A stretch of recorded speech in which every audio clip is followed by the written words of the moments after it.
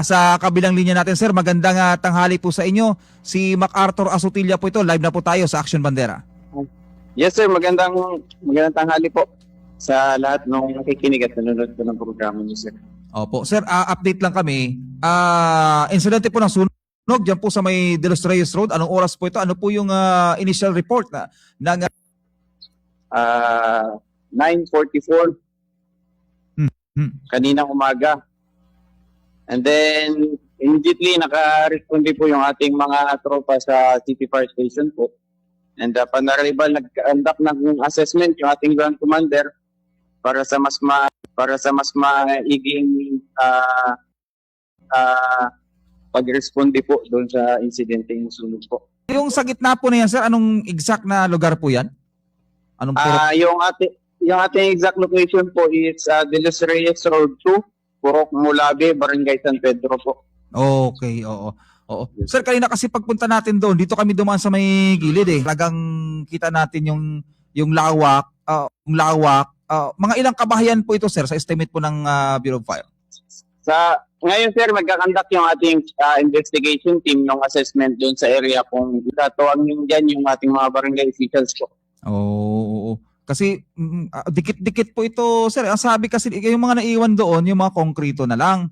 Pero Yes, mas marami ba, sir, yung light materials dito sa area na po nito ng mga bahay? Yes sir, mas makikita natin doon sa mga images, sa mga live po sir, mas natutupok yung mga light materials sir na residential. Kanina anong oras po ito nagkaroon ng fire control at hanggang anong oras po natin na fire out, sir?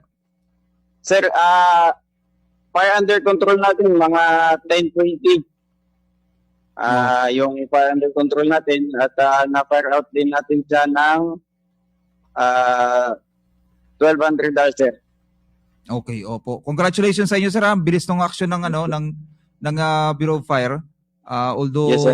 hirap yung natin tropa, pero talagang nagpapasalamat yung mga residente doon sa inyo kasi yung pagpunta ko doon, talagang pasalamat sila. Lalo pa yun dito sa may gilid kasi kung hindi daw ito na tinadyakan ni sino na itong tumadyak na galing ng taga Bureau of Fire natin, palamang pati doon sa loob damay itong kabila. Madamay. Opo. Madamay po. Oo. Okay, yung bilis naman po na responde namin sir ay nakadepende talaga sa bilis rin ng tawag nila sa amin. Kaya nga yung panawagan namin lagi is wag po natin unahin yung mag-video, unahin po natin yung tumawag sa amin sa mga hotline. Any emergency hotline po, mauna po nating tawagan. Oo, si Sir Gakaya niya tayong humila ng yero doon sa kabila para hindi na makatawid yung Mapasok. apoy eh. Yes po. Yes sir. Umakyat na siya doon sa may bakod. Anyway, walang munang video, tawag mo na sa Bureau of Fire kasi ang apoy mabilis lang, sir. Ano lang sir, every 30 seconds dumodoble po yung sunog. Grabe. Oo. Sir, ngayon, although may tag-ulan na, pero ito pa rin, may mga insidente pa rin po sunog. Wala pang initial, sir, na pinagsimulan po nito base sa investigation? Anong posibleng Sa cause at saka sa origin sir, under investigation pa rin. Inaalam pa rin ng mga investigator natin sir. Sige. Okay. Sir, maraming salamat sa inyo. Not unless meron po kayong gustong sabihin sa ating po mga kababayan para maiwasan po natin yung sunog, sir. Yes sir, maraming salamat po. Lagi po namin panawagan sa mga kababayan natin is maging maingat, maging mapagmatsyag tayo. Lalo sa ating electrical, mga kabahayan natin, lagi nating patasin yung fire safety awareness natin.